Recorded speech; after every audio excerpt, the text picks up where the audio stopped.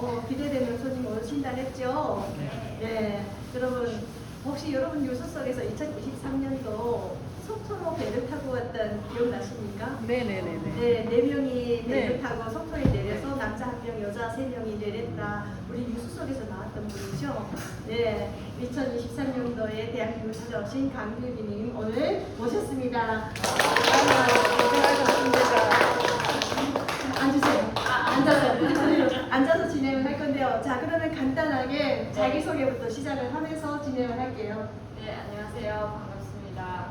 너무 이제 가족 같은 분위기라서 정말 좋은 것 같아요. 저는 2023년 10월에 이제 우선 타고 왔고요. 그리고 평양에서 태어났고 거기서 살다가 외할머니께서 종교를 믿는 이유 때문에 지방으로 추방을 당해서 풍경남도 지역에서 살았었습니다. 그러다가 거기에서 이제 탁구 선수 생활도 하고 평양체육대학도 다니고 그리고 나중에 오기 전까지는 대선주 사업을 하다가 워낙 한국 대한민국을 가야 되겠다라는 갑작스러운 계시를 받고 이렇게 가족과 함께 오게 되었습니다. 정말 반갑습니다.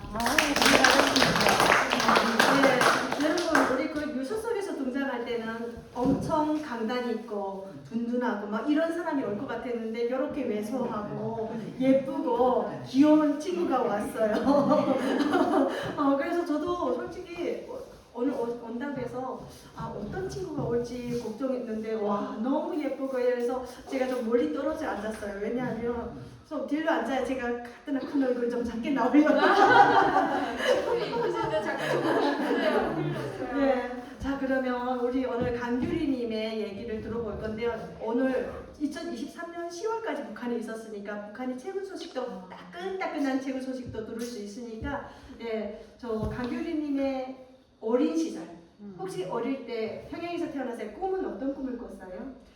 일단 진짜 어릴 때는 저는 꿈이 체육 선수가 되는 게 꿈이었어요. 계속 이제 그 차를 이제 북한에서는 체육에서 국제 경기 나가서 1등을 하면 집 주고 그리고 승용차를 주는 거예요. 그래서 그 차를 받겠다고 엄마한테 나 체육에서 그거 할 거야 맨날 그렇게 했대요. 꿈이 아니고 그냥 제가 혼잣말로 했었고 그리고 그때는 그냥 그 정도였고 그리고 이제 지방에 내려와서 제가 좀 나중에 꿈이 생긴 게 저희가 평양에서 내려오다 보니까 다시 평양으로 거주하는 게 꿈이었었고 근데 그 꿈을 실현 못하고 그거를 꿈을 꾸다 보니까 꿈이 계속 바뀌었어요 제가. 그러다가 나 돈 많은 사람이 될 거야 건물주가 될 거야 이런 꿈을 꾸다가 나중에 대한민국을 오는 게 또 저희 꿈으로 바뀌었습니다. 그래서 이렇게 정말 제 꿈을 실현한 것 같아요 지금 현재는. 그러면 어릴 때부터 꿈이 여러 번 바뀌었는데 그 꿈을 이룬 거죠 결국은? 네, 제가 지금 이룬 것 같아요. 와, 대단합니다. 네.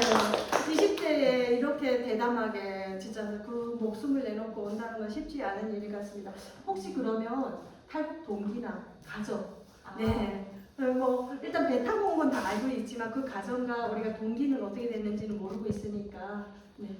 사실 저의 탈북 동기는 한국 이제 한류를 많이 접했기 때문에 거기서부터 시작되었던 것 같아요. 저희가 평양에서 내려와서 한 번도 종교에 대한 충성심이 없었거든요. 저희 어머님도 그렇고 이모님도 그렇고 저희 가족은 항상 집에 들어가면 김종일 장군님이라고 불러야 되잖아요. 근데 김종일이라고 불렀고 네 진짜 항상 김종일이가 어떻고 이런 얘기만 계속 들었어요. 그리고 저한테는 쉬타라고 어디 가서 얘기하면 절대 안 된다고 막 그러고 근데 제가 한 가지 정말 장점이 있는데 입이 무거운 게 장점입니다. 그래서 어릴 때부터 그 어디 그 아무리 친구라고 해도 그런 얘기를 단 한 번도 한 적이 없었어요. 근데 이제 그때 저희 어머님께서 이제 한류를 이제 KBS 방송 막 이런 걸 접하신 거예요. 사실 그게 가능한 이유가 저희가 바닷가 지역에서 살았기 때문에 송출이 이렇게 막 되더라고요. TV에다 이렇게 접속을 하니까 장치 검색이 되면서 그게 막 잡히는 거예요. 물론 화질이 뭐 한국처럼 좋지 않고 그리고 채널이 이렇게 많은 줄 몰랐어요. 2개 채널밖에 안 나오는 거예요. KBS 방송이랑 그리고 EBS인지 SBS인지 아무튼 그 둘 중에 하나가 나오고 근데 그거를 접하게 되고 또 한국 드라마를 접하게 되니까 너무 멋있잖아요. 배우들. 저는 처음에는 이민호 배우를 너무 좋아했거든요. 한국 가면 이민호처럼 다 이렇게 잘생겼나? 막 너무 설레고 그 보는 순간에 그리고 저희가 이제 북한에 있을 때 어릴 때부터 세뇌 교육을 엄청 많이 받잖아요. 아 한국 썩고 보면 이제 자본주의 그리고 거지 같은 이제 나라라고 하고 실제 이렇게 반대로 교육을 받아요. 그래서 저는 처음에 아, 정말 그런가? 약간 적대국이라고 계속 교육을 받기 때문에 늘 좀 약간 정말 치안되고 우리한테 되게 나쁜 그런 사람들이고 그렇게만 생각했었어요. 그러다가 드라마 보고 이제 한류를 접하게 되면서 너무 내가 생각한 거랑 다른 거예요.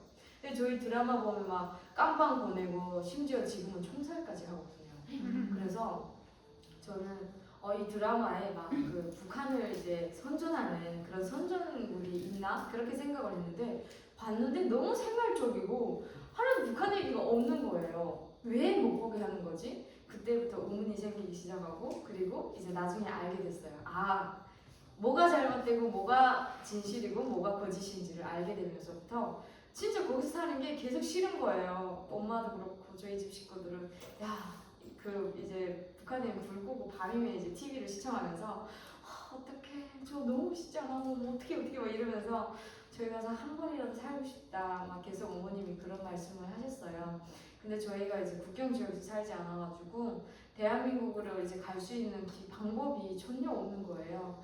그래서 그냥 현실이니까 인정하고 열심히 살아야지. 이제 어머님은 치료를 하시면서 돈을 열심히 버셨고 그리고 저를 이제 나름 평양체육대학에 보내주셔서 이제 진짜 좀 평양에서 체육대학 다닐 때 너 진짜 선장집 딸인가? 선장이면 돈 엄청 많거든요. 그렇게 엄마가 정말 그 열심히 버신 돈을 다 저한테 이제 바치셨어요. 이모님이랑 같이.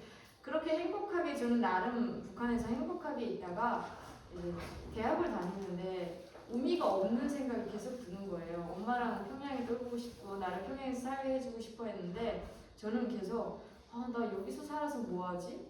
돈 많은 사람이 되면 평양이고 내가 할 수 있는 거 다 할 수 있을 것 같은데 해가지고 대학 2년 반을 다니다가 제가 그냥 자퇴를 했어요. 엄마 보고 안 다니겠다고 하고 그때 이제 엄마가 그러면 너 일이니까 엄마는 대학 계속 보내줄 수 있는데 너 이제 내가 내 진로 문제니까 알아서 잘 선택하라고 하시더라고요. 그래서 그때부터 제가 탁구 레슨을 하면서 돈을 벌었습니다.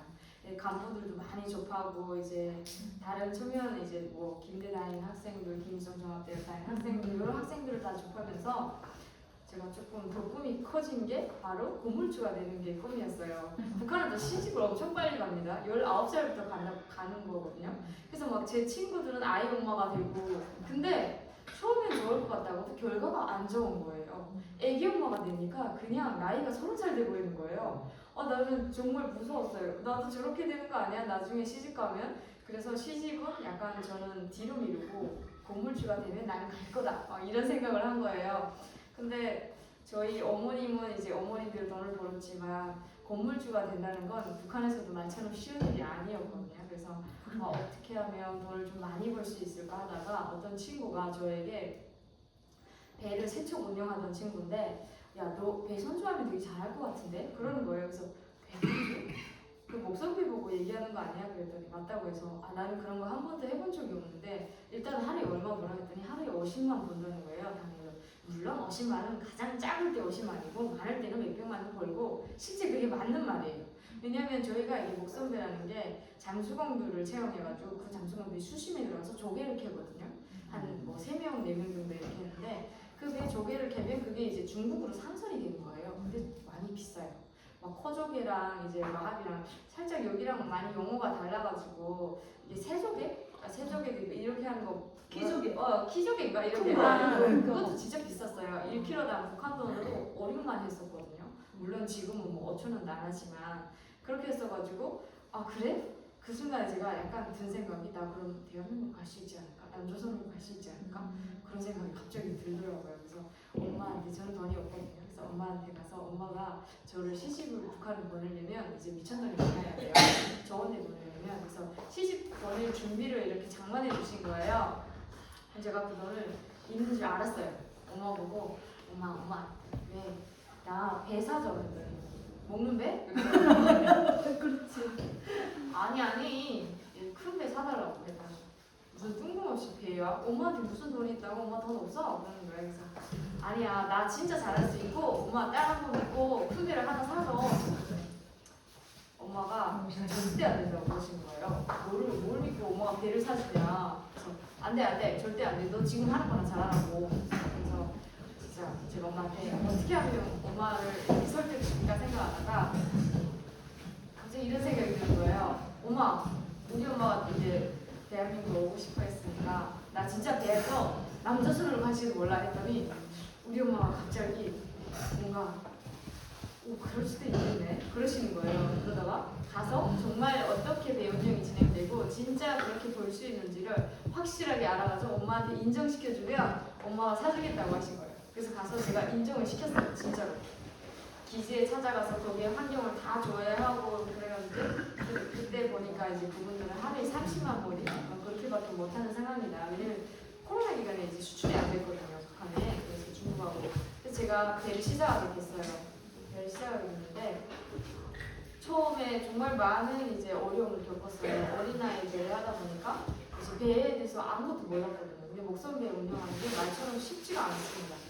그래서 저는 엄청나게 부딪히고 또 부딪히고 돈이 버는 게 아니고 계속 나가기만 하고 포기하고 싶은 순간들이 계속 찾아왔지만 그럼에도 불구하고 약간 저는 한번 시작하면 끝까지 하고 싶은 그런 게 있어가지고 계속 끝까지 했더니 6개월 지나서 그다음부터 이제 좀 되기 시작하는 거예요. 그래서 이제는 정말 하루에 70만 보리 막 이렇게 쉽지 어렵지 않게 할 수 있는 상황이 왔는데 그냥 이제는 가야 되지 않을까? 뭔가 이런 생각이 들었어요. 정말로 저는 막 준비를 오래전부터 하고 이런 것도 없이 나 그냥 대학교로 가야 되니까 물론 이제 어려워요. 타협할 때는 엄청 말처럼 쉽지 않아가지고 어렵지만 그냥 가겠다고 생각하니까 그게 모든 게 다 각본이 짜지는 거예요. 어떻게 가면 되니까 어떻게 해야지? 그래가지고 이모님한테 얘기를 했어요. 이모님이 그때 잠시 저를 도와주시러 오셨거든요. 제가 이제 집 떠나서 좀 멀리 가서 이제 그 자원이 많은 곳에서 배 선주를 했었는데 배 운영을 했었는데 제가 직접 배를 타는 건 아니고 사람들 한 5명 정도 채용을 하거든요. 그래서 아무튼 좀 복잡한데 그거는 일단 간략해서 엄마 이모한테 얘기하니까 이모 남조선으로 가자 갑자기 그러니까 저 진짜 조금 누웠다가 지금 낮잠 자거든요. 북한에는 배 다 나간 시간에 저 낮잠 자는데 누웠다가 깨어나가지고 이모 남조선으로 가자 하니까 이모가 미치지 않아? 약간 이거 무슨 소리 하는 거야? 네. 시계를 이모가 딱 보시더니 아 그래 너 지금 어느 시간이구나 그러시는 거예요. 아니야 진짜야. 내가 예전에 3월달에 2023년 3월에 가려고 했었어요. 그때는 조금 거의 농담이 조금 섞였어요. 그때는. 근데 지금은 진지한 거예요. 제가 진지한데 안 믿는 거예요. 그래서 이모야 진짜 갈 거야 했더니 이모가 이제 딱 눈치를 채신 거예요. 그래서 정말 갈 거야? 근데 너 왜 지금 가는 거야? 이렇게 잘 돼주시대. 그래서 내가 생각해봤거든. 일이라는 건 잘 될 때 가야지 안 될 때 가면 다 안 돼. 그래서 내가 지금 잘 될 때 가야 된다고 생각하거든. 그리고 내가 봐도 그쪽에서 누군가가 나를 부르는 느낌이 계속 들어. 난 꼭 성공할 것 같아 이거 가면. 근데 우리 이모가 여기 이분들께만 여기 계시는 분들께만 제가 말씀을 드리면 약간 이게 신적인 게 있어요. 그래서 이게 조금 뭔가 보시는 거 있어요. 저희 외할머님이 그러셔가지고 이모한테 물어봤어요. 이모 나 갈 것 같아. 그래서 이모가 성공한다고 나오는데 이제 이모가 국제가 막 보인다고 하시는 거예요. 성공으로 나오는데 무사히 도착으로? 진짜? 제 이모가 엄청 믿거든요. 오케이 됐어 이제 갈 거야. 이게 진짜 저도 확신이 들었는데 저도 약간 그냥 저는 이런 게 없고 그냥 제 느낌이 좀 있어요. 그래서 제가 뭔가 확신적인 건 무조건 되거든요. 그래서 아 좋았어 하고 이제 엄마가 문제였어요. 저희 엄마가 꼰대거든요. 가고 싶다고 하지만 진짜 가려고 하면 안 가요. 그래서 겁이 많으세요. 그리고 특히나 저 때문에 엄마 보고 이제 엄마한테 전화를 했어요. 엄마 이제 이모하고 엄마가 너무 친해요. 저보다는. 그래서 이모한테 먼저 얘기를 하고 엄마한테 얘기를 해주세요 라고 했거든요. 그러니까 이모한테 했더니 이모가 얘기를 하긴 했는데 일단 갈 마음이 없는 것 같다고 하신다고 하셔가지고 저는 어머님이랑 같이 안 오면 이게 무의미하잖아요. 제가 혼자서 여기 와서 뭐 하겠어요. 그래서 엄마 설득시키러 거기까지 갔어요. 차 타고 한 4시간을 갔거든요. 가서 엄마한테 가서 밤새 얘기를 했어요. 사실은 그 얘기보다는 이런 얘기 저런 얘기 막 이전 얘기를 다 꺼냈거든요. 그리고 갑자기 엄마 남조선으로 가자 했더니 안 가! 못 가! 막 그러시는 거예요.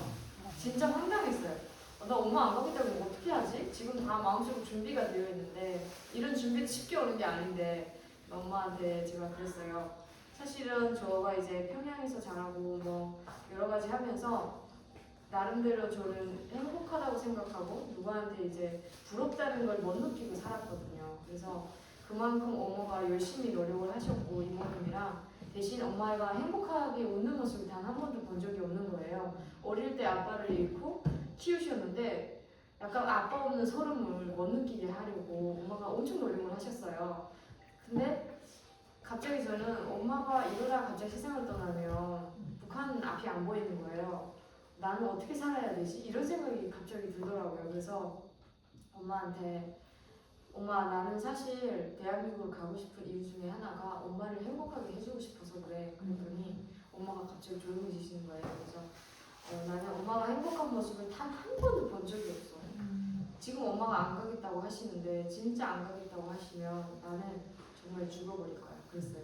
저는 그냥 모든 게 다 약간 자유도 없고 북한에서는 자유가 없잖아요. 지금 뭐 어떤 옷차림을 해도 계속 통제를 받아야 되고 돈이 있는 게 문제가 아니고 내가 하고 싶은 걸 못하는 게 그게 너무 속상한 거예요. 그리고 우리 어머님도 늘 이제 항상 그렇게 살아야 된다고 생각하니까 그래서 엄마한테 그러니까 엄마가 제가 죽는다면 죽거든요. 그러니까 엄마가 그래 알았어 가자 그렇게 하셨어요. 그래서 이게 이틀 만에 제가 석초 앞바다에 도착을 했고 4시간 동안 경비정 북한 경비정 추적도 받았었고 저희가 죽으려고 약을 챙겼어요. 약을 챙겼는데 거기에 이제 저희가 3명에다가 저희 이모님 저 그리고 이제 엄마랑 그리고 이제 저희 뱃사람 중에 한 명을 같이 왔어요. 그 사람은 약간 저희 운전하는 그런 배에서도 이제 기준이 있는데 잠수하는 사람 3명에 기관장 1명에 그리고 이제 운전하는 사람이 전문적인 사람이 있어야 돼요. 근데 그 사람은 한 분이 있었는데 저희 동네에서 살던 분이었거든요. 그래서 좀 잘 알고 있었고 그래서 얘기를 했더니 가겠다고 하더라고요. 그래서 같이 떠나서 오게 됐는데 약을 챙기고 저희가 사실 그래서 죽을 수 있냐고 처음에 제가 물어봤어요. 가자고 했을 때 그 친구한테 가다가 죽을 확률이 거의 많아서 죽을 수 있냐고 했더니 이렇게 살 바에 차라리 가다가 죽는 게 낫겠다라고 얘기를 하더라고요. 그래서 그래 마음은 똑같다는 걸 제가 그때 확인했어요. 그래서 그 약을 엄마한테 챙기려고 하고 그 북한 경비장 막 따라올 때 사실 저도 운전을 같이 했거든요. 2명이 필요해가지고 운전을 같이 하면서 저는 한 번도 제 배를 타본 적이 없어요. 그때 처음 타고 처음에 너무 신났어요. 왜냐면 그냥 떠난 것만으로도 막 자유를 얻은 것 같은 느낌이 들고 떠난 그 이제 이야기를 하지만 좀 길어서 제가 그거는 안 하는데 약간 그 순간에 계속 경비정이 따라올 때는 지금 이 순간에 약을 먹어야 되나 말아야 되나 이런 순간이었어요. 이제 약을 먹어야 되나? 약간 죽을 걸 각오했으니까 무섭지는 않았는데 대신 엄마랑 이모한테 되게 미안했어요. 제가 가자고 했으니까. 그런데 하늘이 좋은 것 같아요. 저희가 성공할 수 있었던 게 어느 게 이제 파도가 갑자기 엄청나게 부는 거예요. 근데 이게 그 목선배는 작으니까 저희 8m 정도밖에 안 되거든요. 엔진 돌려서 가는 데인데 이게 파도가 엄청 심하게 치면 같이 이렇게 가면서 속도가 더뎌지지는 않거든요. 근데 큰 배가 경비정은 큰 배거든요. 북한 경비정은 파도가 치니까 이게 더뎌지는 거예요. 이게 파도랑 맞받아 오다 보니까 그래서 저희가 하늘이 도왔다고 생각할 수밖에 없는 이유고 그래서 저는 도착을 했다고 생각하거든요. 그 덕분에 아마 도착을 해서 지금 이렇게 대한민국에서 잘 정착해서 지금은 대안학교 다니면서 대학 입시 준비도 하고 있고 이렇게 북한에 대한 좀 알리는 활동도 하고 있고 여러분들 만나뵙게 돼서 다시 한번 반갑습니다. 나이 20대에 할 수 있는 실제는 이게 목숨을 내놓는 거는 쉬운 일이 아니잖아요. 솔직히 말로 나 죽을 수 있어. 그런데 솔직히 죽는다는 건 거기다가 이게 가다가 잘못되면 죽을 수 있고 거기다 가족을 2명을 데리고 떠났는데 가족의 운명까지 내가 책임진다는 것도 참 어려운 일 같은데 20대에 그런 어디에 그런 대담성이 있는 거예요? 이렇게 이 작은 몸에. 그러니까 저 북한에서는 작다고 별로 생각 안 했는데 한국에 오니까 진짜 작네요. 제가 이래봬도 약간 살아있어야죠. 굉장히 살아있습니다. 네. 그리고 그 북한에서 선주하면 배를 가진 선주 그러니까 약간 이분들 이해를 못하는데 실제로 북한 자체가 자본주의 시장에 들어가면서 이런 선주들도 생기고 돈주, 물주 이런 게 생기면서 좀 약간 자본주의화가 밑으로 돼 있어요. 그래서 그리고 이 친구가 아까 70만 원 번다고 했죠? 한국 돈으로 따지면 한 10만 원 정도 하루에 버는 거예요. 그러니까 한국 돈 만 원이면 7만 원 정도 이렇게 가격차가 있으니까 와 근데 참 배를 가지겠다는 욕심도 또 거기다가 가족들 다 데리고 출발하고 예, 거기에 진짜 대단한 것 같습니다. 다시 한번 얘기 온 걸 축하드립니다. 그리고 한국에 와서 지금 대학교를 가려고 준비를 하고 있다는데요. 지금 원서 접수 끝났다고 합니다. 예, 여러분도 같이 좀 기도를 많이 해주시는데 연세대하고 고려대, 이하여대를 지원을 했답니다. 예, 열심히 좀 많아가지고요. 예, 아무래도 갈 바는 좋은 대학을 간다고. 예, 여러분도 기도 많이 해주세요. 꼭 붙을 수 있게끔. 네. 감사합니다. 무슨 과 지원했는지 궁금해요. 아 저요. 저는 사실 고민을 진짜 많이 하게 됐어요. 할 수 있는 게 너무 많아가지고 충격받았어요. 근데 제가 지금 할 수 있는 게 그냥 고민하다가 정치외교학과를 고민을 나왔습니다. 북한 인권에 관심 많으니까 더구나 맞아요. 정치외교학과를 전공을 한 것 같습니다. 근데 거기 국가가 생각보다 취업도 어렵고 공부도 어려워. 맞아요. 취업을 하려고 하는 네. 강작가 같죠. 네, 그렇죠. 자, 그러면 여기 와서 혹시 이제 지금 과를 이렇게 선택을 했다는 건 꿈이 정해져 있다는 생각이 드는데 혹시 꿈이 뭐예요? 저는 사실 꿈이 사업가가 되는 게 꿈이에요. 그래서 저는 공부를 안 하고 싶어요, 솔직히. 네, 너무 공부하는 게 좀 힘든데 그럼에도 불구하고 대한민국에 왔으니까 이렇게 공부할 수 있다는 그 기회가 너무 감사하잖아요. 그래서 공부를 꼭 해야 되겠다고 결심해서 하나원에 있을 때부터 하라대학교 다니면서 공부했고 바로 이제 그 학교 다니면서 대안학교에서 공부를 했어요. 근데 저는 꿈이 그냥 사업가는 앞으로 이제 대한민국 알아가면서 사업을 좀 하려고 하고 있고요. 그리고 유엔 국제기구에 가서 일하고 싶어요. 그래서 거기 가서 용어를 되게 잘해서 좀 미국 쪽에 가서 일을 하고 싶거든요. 그런데 네, 그냥 열심히 해봐야죠. 앞으로 노력을 하면 안 될 일이 없다고 생각해서 시간을 많이 투자해서라도 한번 해보고 싶습니다. 근데 이제 또 꿈이 바뀔지도 몰라가지고 언제 어떻게 바뀔지 몰라서 워낙 꿈이 많이 바뀌는 거는 사실인데 그래도 또 꿈은 크게 가지라고 원래 그랬어요. 꿈은 더 크게 가져도 상관없는데 실제는 이 친구는 원하는 대로 지금 현재 꿈을 이뤄가고 계속 있으니까 앞으로도 그 꿈도 이루어질 것 같습니다. 그렇다면 만약에 나의 인생을 책으로 막 쓴다면 혹시 책 제목은 뭘로 달고 싶으세요? 지금 너무 어려운 저는 책을 쓰고 싶지만 앞으로 나중에 언젠가 쓰려고 하는데 이게 제목을 선정하는 게 이제 한두 달 걸려도 지금 어렵잖아요. 근데 갑자기 이렇게 질문하시니까 한 1분만 주세요. 제가 고민을 좀 해볼게요. 책 제목을 짓는다면 그냥 간단히 말해서 저는 당연한 게 당연한 것이 아니다라는 제목으로 지을 것 같아요. 왜냐면 자유가 없었던 삶에서 제가 자유가 있는 곳으로 왔는데 사실 그게 당연한 게 아니잖아요. 그래서 조금 그런 제목으로 짓지 않을까 싶어요. 역시 앞으로 유엔에서 활동하겠다는 사람의 생각은 그 책 제목도 다르게 나오네요. 아닙니다. 그냥 갑작스러워가지고 저는 이래요. 네. 그리고 혹시 고향에 있는 친척이나 가족이나 아니면 친구들한테 전하고 싶은 편지 같은 거, 영상 편지 같은 것도 남기실 생각이 있으면 지금 할 수 하시죠. 있나요? 언니한테 할 수 있나요? 아이고 몰라요. 네. 어느 순간에. 사실 계속 전화하고 싶고 언니가 너무 보고 싶고 저는 이제 북한에 형제가 없어가지고 정말 엄청 친형제처럼 지내던 10년 저보다 위에 언니가 있었어요. 근데 그 언니가 너무 제가 배울 점이 많았고 그리고 서로 마음이 잘 맞아서 항상 뭔가 어렵고 힘든 일이 있으면 계속 얘기하면서 힘을 얻곤 했었는데 제가 오면서 언니랑 그 인사말을 못하고 왔거든요. 그래서 사실 좀 많이 제가 울려고 한 게 아닌데 왜 갑자기 그래야죠? 왜 그래 지금? 네, 그래서 비밀을 지켜야 되니까. 네, 그래서 언니한테 너무 미안하고 언니랑 이제 그 같이 끝까지 거기서 이제 함께 좀 살아가자고 했었는데 제가 그런 약속을 못 지킨 것 같아서 지금 늘 계속 자책감이 가지고 살고 있고 언니가 나를 분명히 이해해 줄 거라고 믿지만 언니가 지금 너무 힘든 상황에서 어렵게 살아가는 걸 계속 상상하면 마음이 너무 아파서 저 언니에게 그냥 통일이 되는 그날까지 꿋꿋하게 잘 살아줬으면 좋겠다고 생각하고 동생이 잊지 않았으면 좋겠고 그날에 꼭 다시 만났으면 좋겠어요.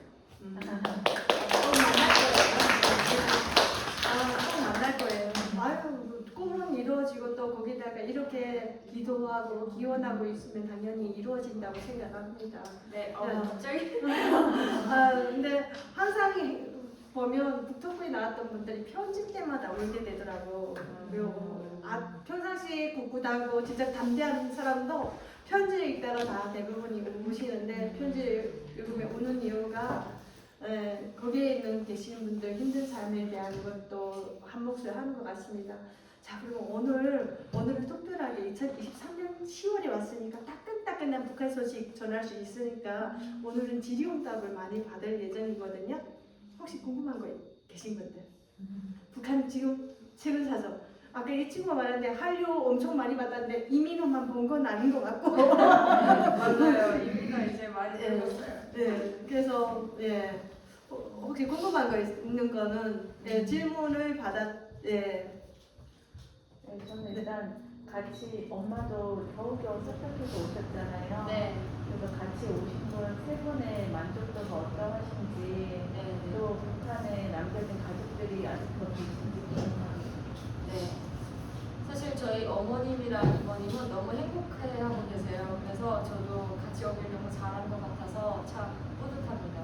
맨날 엄마랑 마주할 때면 조금 내가 엄마한테 조금 뭔가 해준 것 같은 느낌이 들고 그래서 너무 행복하고요. 그리고 저희 가족은 이제 친척이 좀 있어요. 북한에 친척이 있어서 처음에 제가 이제 활동을 할 때 다른 나라 미국도 초청받고 어디 초청받았을 때도 이제 얼굴을 드러내지 못하고 안경 끼고 막 이렇게 했었거든요. 혹시라도 피해가 당할까봐. 근데 지금은 이제 얼굴을 공개하고 활동을 하고 있어요. 실제는 가족들에 대한 거는 그래도 친가족들은 다 온 거죠. 네, 엄마, 맞아요. 엄마하고 단둘이 살았고 이모까지 같이 오다 보니까 같이 다 온 걸로. 혹시 또 다른 궁금한 거기는 공산주의 국가라 개인 사유재산이 인정되지 않는데 어떻게 건물주가 될 수 있나요? 네. 사실 공산주의 국가인데 그게 이제 공식적으로는 그렇게 되어 보이지만 비공식적으로 내부적으로는 다 그냥 자본주의 체제로 넘어가서 이제 말씀하신 것처럼 그냥 다 개인 건물주고 개인이 다 장사하고 그게 이제 돌아가는 거지 국가는 돈이 없어요. 그래서 그게 국가가 알아서 다 하려면 이제 체제가 안 되는 거예요. 그래서 어떻게 보면 될 수 있는 그냥 다 될 수 있어요. 그러니까 이게 계신 분들이 북한은 공산주의 국가라고 하는데요. 실제는 공산주의라는 거는 주의가 이게 제일 중요하다 하는 게 공평하게 공공의 그걸 생산 물품을 공평하게 나눈다는 것이 공산주의잖아요. 근데 실제 북한이 90년대 그거 다 무너졌어요. 무너져갖고 아예 거기 없어진 지가 한참 됐어요. 사유재산이 전혀 없는 줄 알았더니 사유재산 집도 있잖아요. 집도 사고 팔고 하고요. 네. 맞죠? 네, 맞아요. 네. 그리고 돈주들이 그 집을 짓는 그 공장 기업소에다가 돈도 투자해서 거기다 집도 매체로 막 받는다고 들었는데 네, 맞죠? 맞아요. 그게 그냥 저는 그냥 사실 배급받고 이런 걸 한 번도 공짜로 받아본 적이 없어요. 저희가 그런 걸 받아본 적이 없고 엄마한테 이제 김일성 시대 그때는 조금 받았다고 하더라고요. 그때는 평양에서 살았으니까 이제 엄마 평양에서 살 때는 좀 그랬었는데 내려와서는 그냥 다 자기 돈으로 집도 사야 되고 먹고 사는 것도 다 자기가 알아서 벌어서 먹어야 되고 그냥 대한민국이랑 똑같다고 생각하시면 돼요. 근데 똑같은 게 아니죠. 네. 자유가 없죠. 네, 자유가 없고 그리고 월급도 못 받고 아무리 직장을 다녀도 그러니까 더 열악하고 힘든 상황이 그러면 되죠. 혹시 부동산 중에 땅도 사고 팔 수 있어요? 네, 맞아요. 할 수 있어요. 그럼 거기서 중개업소가 있어요? 네? 부동산 중개업소가 있어요? 문서 있어요. 부동산 중개 그런 거 그런 것까지 조금 모르겠는데 집은 있어요. 네, 집은 그렇게 그러니까 국가집하고 개인집이 있어요. 네, 맞아요. 네, 그런데 국가집은 사고 팔아도 국가재산이고 개인집은 사고 팔아면 내 재산이 되는 거니까 그거는 좀 있어요. 그래서 완전한 사유재산이 안 돼 있다는 거는 좀 아닌 거죠. 맞아요.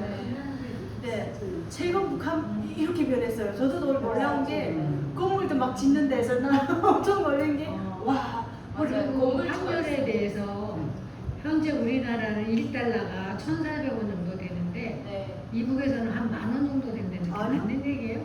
지금은 많이 올라서 아마 한 달러가 3만 원 정도 될 거예요. 맞아요. 3,000원? 네. 지금 돼지고기 1kg 얼마인지 들어보셨나요 요즘에? 저 요즘에 엄청 비싸다고 해가지고 깜짝 그럼 놀라서 거의 20배 2만 원 되네요, 하고, 그죠? 네. 네. 그 달러가 1달러에 31,000원 정도 한대요. 그런데 돼지고기는 북한 돈으로 35,000원인데 한 킬로 1kg에 와. 그래서 쌀도 엄청나게 가격 올랐다고. 2만 원이 쌀값이 생각보다 엄청나네요. 13,000원 넘네. 한다고 하더라고요. 13,000원. 2만 원 가까이 올랐다고 하더라고요. 네. 사실 5,000원, 4,500원에서 파는 게 없었거든요 거의. 근데 이게 이 코로나 들어서면서 코로나 들어서면서 양곡 판매소가 생겼어요 북한에. 국가가 쌀을 장악하고 판매를 하기 시작했어요. 개인이 못 판매하고. 그때부터 쌀 가격이 갑작스럽게 오르기 시작한 게 제가 올 때는 사실 7,000, 8,000원이거든요. 그래도 사람들이 너무 어렵고 힘들어요. 왜냐면 다 옥수수 먹잖아요. 네, 쌀을 먹는 사람들이 이제 좀 잘 사는 사람들이 있고, 근데 옥수수 가격이 이제 뭐 2,200원 뭐 이 정도 했었는데 그때 쌀 가격이 오르니까 같이 올라서 4,000원 옛날 쌀 가격으로 오른 거예요. 그래서 사람들이 굶어 죽고 두끼 먹고 실제 막 시체들도 많이 나오고, 네 진짜 막 어수선해요. 북한 가보면 내부는 너무 어려워졌어요. 이게 국가가 그렇게 만들어놨어요.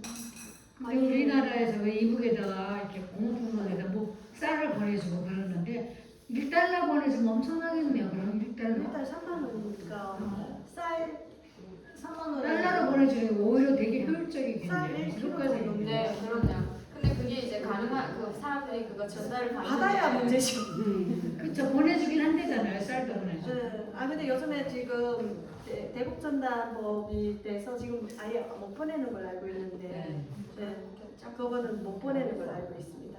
네. 혹시 또 다 최근 북한에 대해서 궁금한 거?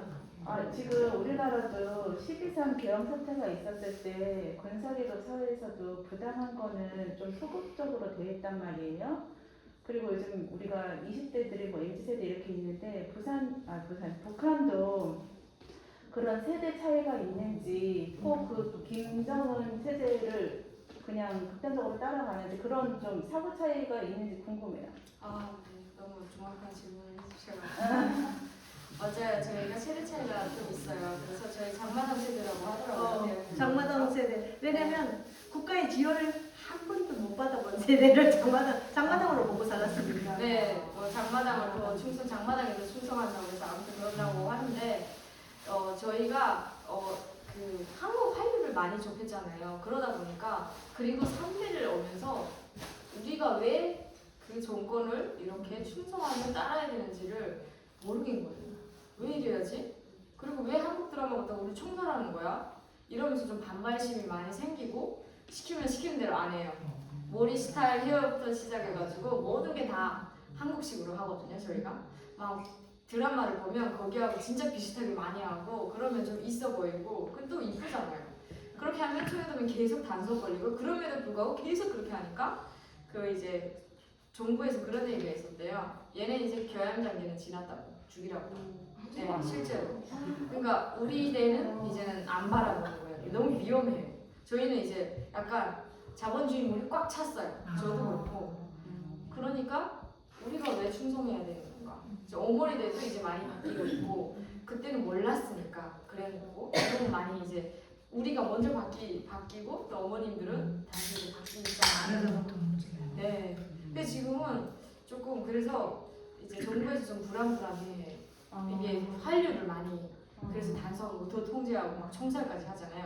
그만큼 그 영향력이 컸기 때문에 그렇게 반응을 하는 거죠. 혹시 그 계실 때 평양문화보호법 맞아요. 네, 평양문화보호법, 청년교양보장법, 그리고 안동사상문화교육법이 제가 있을 때 나왔는데 악법이에요, 진짜. 그게 나와서부터 총살하고 진짜 막 저희들을 더 통제하고 막 그 어떤 이유가 그냥 옷차림이 그냥 평상시라도 다 오라고 해서 더 이제 사상교양 쪽으로 투쟁 그 뭐 머리 쪽 그 공부시키려 하고 직장이 어디냐 뭐 하냐 무직이 아니냐 뭐 이런 걸 엄청 따지는 거예요. 그리고 막 다 수색하고 조금 더 살벌해졌습니다. 평양문화보호법은 오빠야 금지법이라고 자기 오빠 내놓고는 오빠라고 부르지 말랬다고. 맞아요. 그 남조선에서 남한에서 대한민국에서 자기 오빠 아닌 사람 보고는 오빠라 부른다. 이거는 그래서 대한민국 거 가져온 거다 해서 그래서 일명 오빠야 금지법이. 네, 진짜 10년 넘게 강사로 하셨다고 해서 제가 우문이 솔직히 들었거든요. 어떻게 하실 수 있지? 10년 넘게 그 북한에 대한 얘기가 다 없어질 건데 생각했는데 이유가 있었네요. 다 이 새로운 정보를 다 끼고 계시니까 내가 할 얘기가 없습니다. 맞아요. 그 정말 오빠라는 단어를 못 쓰게 하고 저 핸드폰 쓰고 다니잖아요. 그러면 핸드폰 검열을 수시하는 거예요. 사생활 침해를 하는 거죠. 핸드폰에 그 저희가 막 연애라고 하고 막 그러잖아요. 그러면 오빠 뭐 밥 먹었어? 뭐 이런 얘기도 하고 아니면 그냥 아는 오빠도 오빠잖아요. 그런 문자를 이게 안 된다고 핸드폰을 해소하는 거예요. 그리고 백공부에 넘겨요. 그러니까 그거 넘기시면 어떻게 돈을 줘야지 주는 거예요. 근데 그래서 제가 화가 나서 그랬어요. 그러면 뭐라고 해야 돼요 저희가? 했더니 오라버님이라고 하는 거예요. 그래서 저는 오라버님이라는 말을 써본 적이 없는데 그거 무슨 언제 때 얘기를 지금 하냐고. 그래서 미쳤냐고. 네. 나는 그래도 동지 동물을 시켰는 줄 알았더니. 맞아요. 네, 동지 동물도 쓰는데 오라버님이라고 하라고 하는 거예요.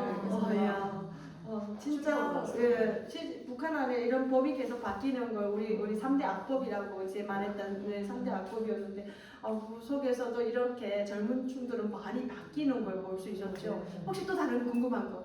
오늘은 질문을 많이 받아주려 했어요. 왜냐하면 재본 소식 따끈따끈하니까.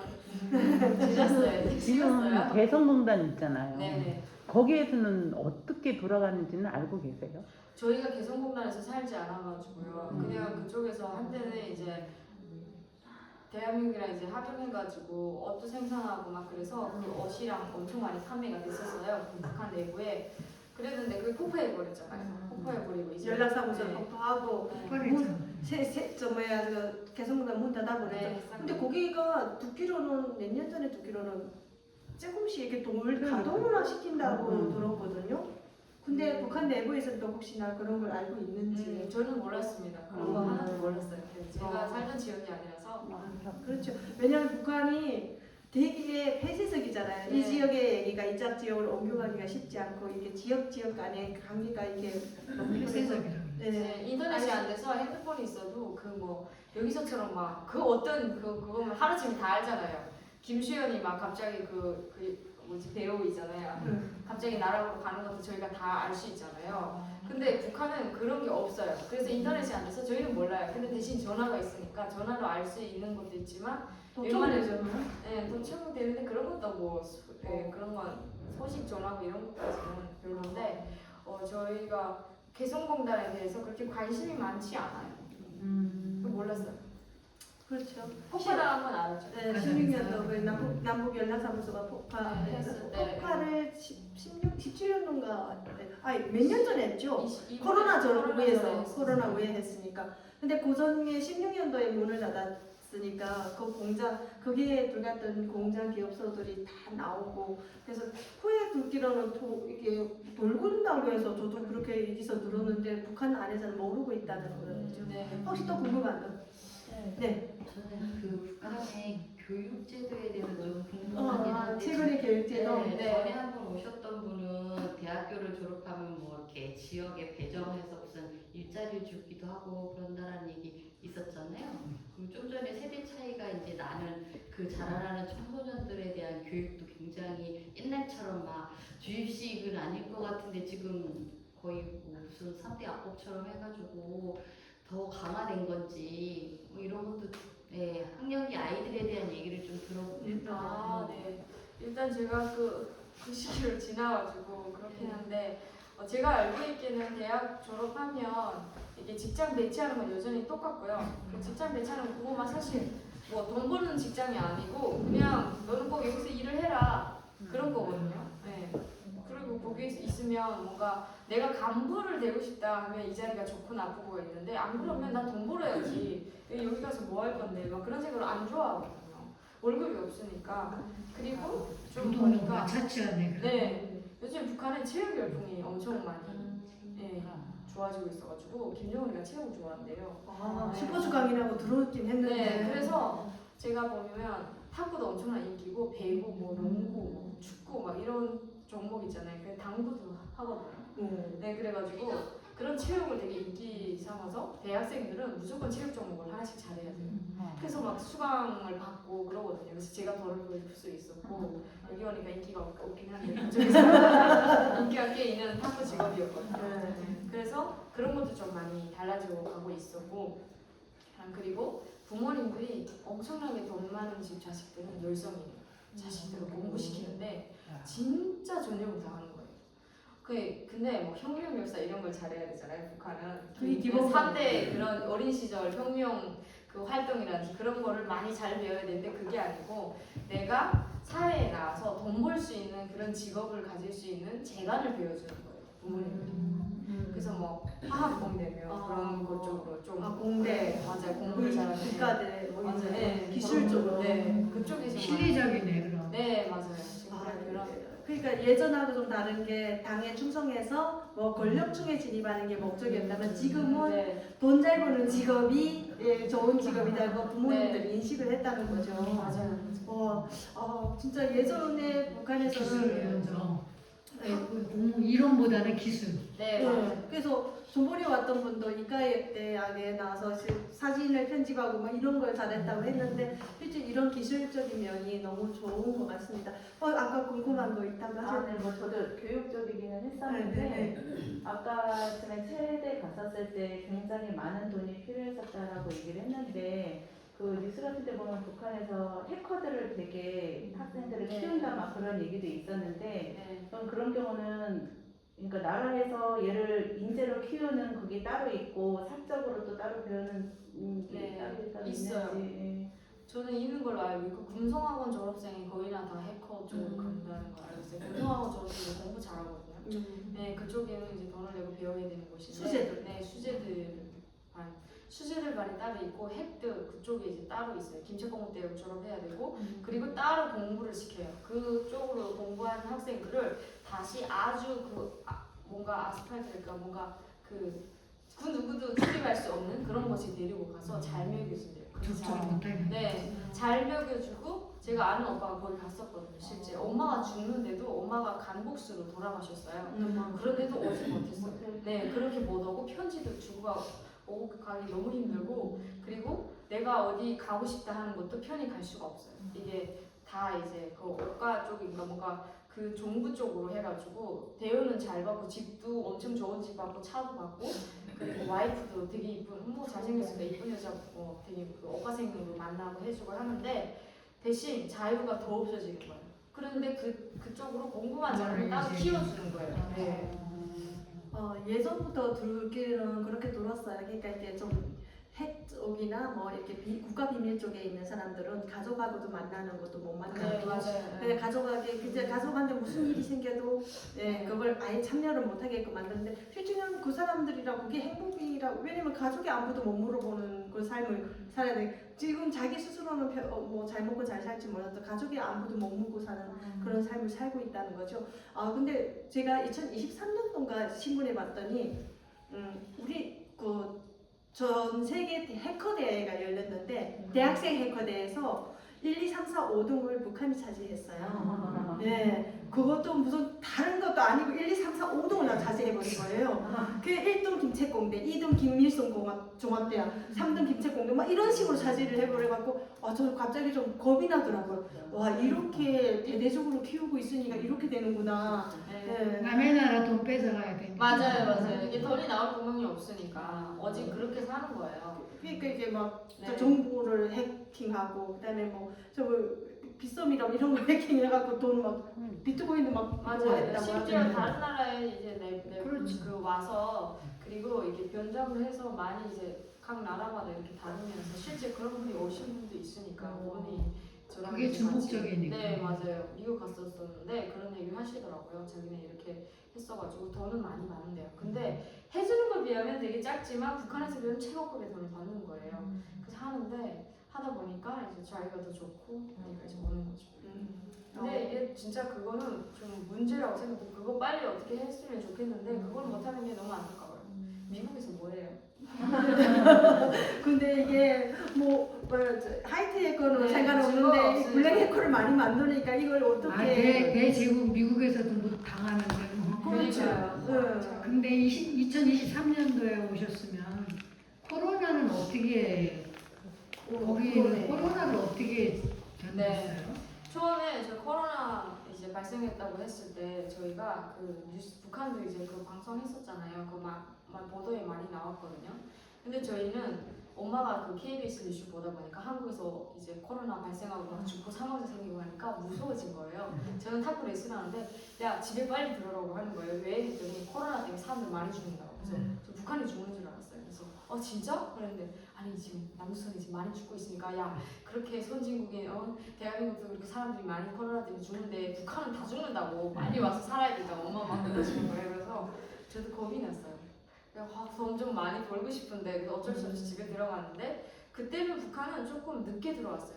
변이된 바이러스가 들어왔는데 물론 죽는 사람들이 없지 않고 있었는데 이제 처음에도 말씀하셨다시피 저희 인터넷이 안 됐잖아요. 그래서 사람이 얼마큼 어떻게 죽는지 몰라요. 그래서 북한은 또 그거를 없다고 했잖아요. 사망자가 처음에는 없다고 했어가지고 발생자도 없다고 네. 저는 이랬죠. 근데 뭐 물론 분명히 많았을 것 같아요. 그렇지만 저희 동네에서 발표를 안 하는 네 그렇게 엄청나게 많이 이렇게 그렇지는 않은 건 확실하고 대신 전이된 바이러스가 들어와서 그건 조금 괜찮았잖아요. 악성이 그렇게 심하지 않아가지고 오미크론인가. 네. 그래서 그게 2022년 5월 12일 날에 엄청 확산이 됐어요. 전 지역에서 다 아는 거예요. 그렇죠. 2019년도 3월달에 발생. 네, 그때 발생한 건 아니고 저도 코로나 알았거든요. 1년 후에. 네, 22년도 그때 퍼지기 시작하니까 저희가 이 방역이 잘 안 돼가지고 그냥 전민이 다 앓는 거예요. 푹 쓰러지면서 그래서 저희가 이제 다 죽었구나라고 생각했어요. 그때 이제 북한 정부에서 집집마다 일체 문 밖에 못 나가고 모든 걸 다 차단했어요. 다 뭐 장마당부터 시작해서 장마당도 뭐 시간별로 조금 하긴 했지만 그 어떤 공장은 다 문 닫고 다 저거 했는데 한 달 동안 섰거든요. 아예 섰는데 그때 약이 없어가지고 중국에서 모든 물품이 들어오는데 그게 못 들어오다 보니까 가지고 있는 약 뭐 해열제라든지 이런 약들은 돈 있는 사람들이 많이 사들여가지고 또 엄청 비싸게 파는 거예요. 근데 그것도 없어요. 그러다 보니까 돈 없는 일반 주민들 같은 경우에는 약을 없어서 그게 또 방송으로 그 약 없는 걸 알아가지고 버드나무 잎에다 축백나무 물을 우려 먹으면 해열이 된다고 네, 그런 민간요법을 떠가지고 그래서 버드나무 잎파랑이 버드나무 북한에 많거든요. 싹 없어졌어요. 몇 시간 만에 제가 가봤는데 잎사귀가 다 없어진 거예요. 맨 끝에 하나 남아가지고 저도 이 절정이 올라와서 그 나무 꼭대기 잘 올라가거든요. 그때 이제 신발을 벗고 막 올라가서 그걸 땄어요. 따가지고 야 하고 했는데 바로 알아버렸어요. 제가 열나니까 그게 먹는데 매가 안 들더라고요. 그리고 저희는 이제 엄마가 이제 그런 치료를 하셔가지고 쉽게 나을 수 있었는데 다른 분들은 그거를 또 너무 많이 마셔가지고 죽었어요. 이게 독이 세거든요. 네, 이게 얼마큼 먹으라는 것도 없고 그러니까 죽으니까 정부에 또 말을 바꿔요. 정부에서 우리는 그런 얘기를 한 적이 없다. 네, 그래서 북한에서 중국에서 바쁘니까 이제 헬기를 들여서 약을 들여왔어요. 뭔가 물품대 바꿔가지고 약을 들여와서 약국이 있어요. 북한의 전 지역에 약국마다 문을 열게 해서 24시간 문을 열고 사람들 약 사 먹게 한 거예요. 그 이제 점심 시간에 30분이나 시간을 줬었거든요. 쌀 사 먹을 수 있는 시간. 그때 이제 약을 사 먹게 해가지고 많은 사람들이 요리 내리고 그걸 체크해서 그 다음에 이제 한 달이 지나서 조금 열기 시작해서 좀 다시 가동을 하기 시작했어요. 근데 뭐 코로나 알아서 죽는 사람도 많았지만 거의 다 굶어 죽는 사람이 많았었어요. 그렇지. 아니 한 달 동안을 문까지 닫게 하고 30분밖에 못 보게 했다면 맞아요. 제가 하루 벌어서 하루 사는 사람들 입장에서는 다음 날 죽으라는 거죠. 네. 참. 네, 혹시 또 궁금한 거 있을까요? 이제 시간은 다 됐어요. 5분. 네. 저는 궁금한 게 제가 최근에 저희 민주평통에서 하는 저도 대학 갔었어요. 아, 네. 보면서 진짜 북한의 현실에 대해서 이제 좀 느꼈는데 아까 왜 3대 악법 얘기하시면서 뭐 이렇게 안 지키면 총살한다 막 그런 얘기를 하셨잖아요. 네, 네, 그러니까 네. 실제로 그거를 목격을 하신 적이 있으신지 이런 아, 것도 궁금하고 네. 이게 좀 정말 비일비재한 건지도 네, 좀 궁금해서요. 맞아요. 실제 청사를 하고 있고 그게 옛날에도 뭐 청사를 하긴 했지만 정말 진짜 이게 엄청나게 많이 유포를 했다든지 그런 경우에 청사를 했고 그리고 뭐 얼만큼 받는가에 대해서 체거징용이 무기징역을 했었거든요. 근데 그게 바뀌면서 실제 총살이 들어서면서 시청만 해도 실제 총살을 하는 거예요. 얼만큼 시청했는가에 따라서. 근데 제 친구의 친구 저는 직접 목격하지는 못했어요. 왜냐면 안 했어요 그거를. 직접 총살하는 걸 가서 볼 수가 없는 거예요. 그리고 그 친구는 제가 알던 친구의 친구였는데 며칠 전까지 봤거든요. 봤는데 이제 그 한국 드라마를 여자친구랑 같이 보다 걸린 거예요. 그래가지고 이제 재판을 하고 그리고 많은 사람들이 불러야 돼요. 알잖아요. 북한은 때리니까. 네, 때려가지고 그 말을 안 하면 못 견디거든요. 어디서 출처를 해야 돼요. 어디서 났냐. 그럼 많은 사람들이 잡아들이거든요.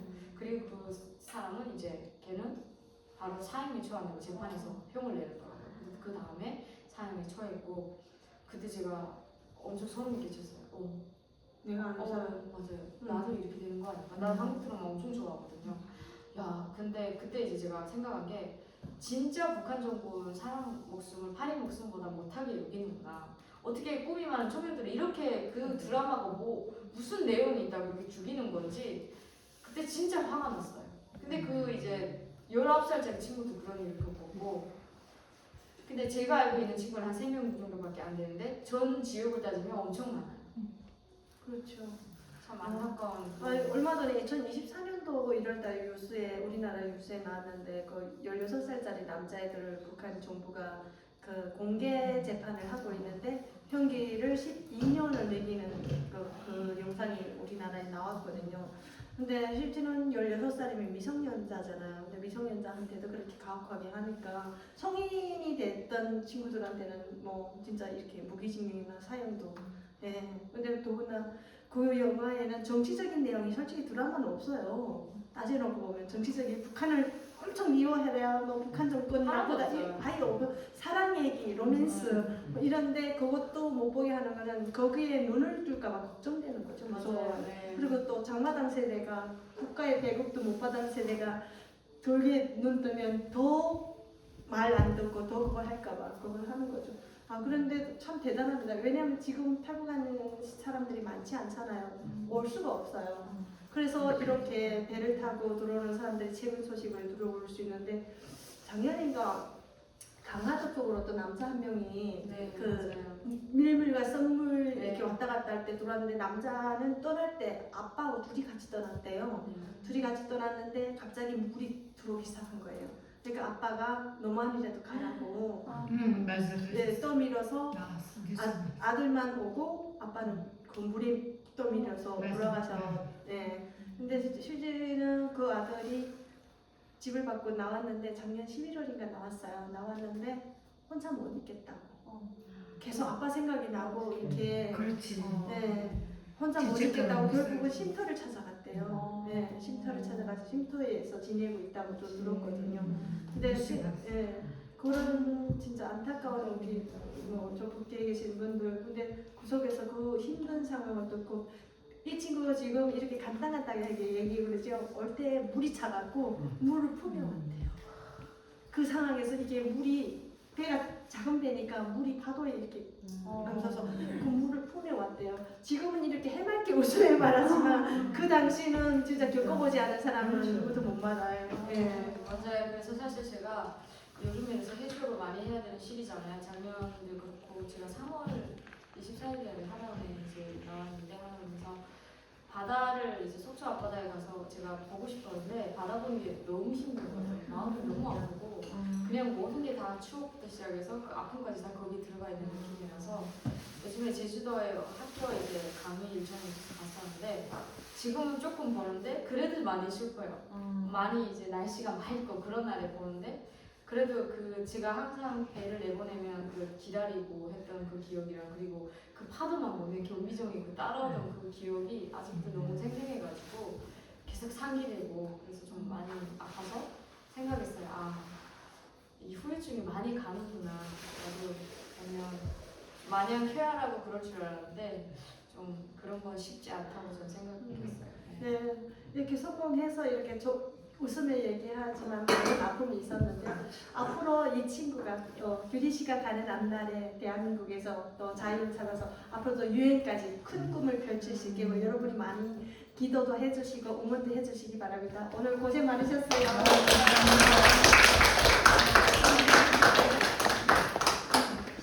네, 수고했습니다. 아픈 굉장히 얘기. 똑똑하시네. 네. 근데 너무 예쁘죠. 네. 네. 저는 배를 타고 왔대서 그래도 좀 엄청 강단 있고 막 이렇게 야리야리한 친구 와서 저도 더 놀랐어요. 그러니까. 그러네.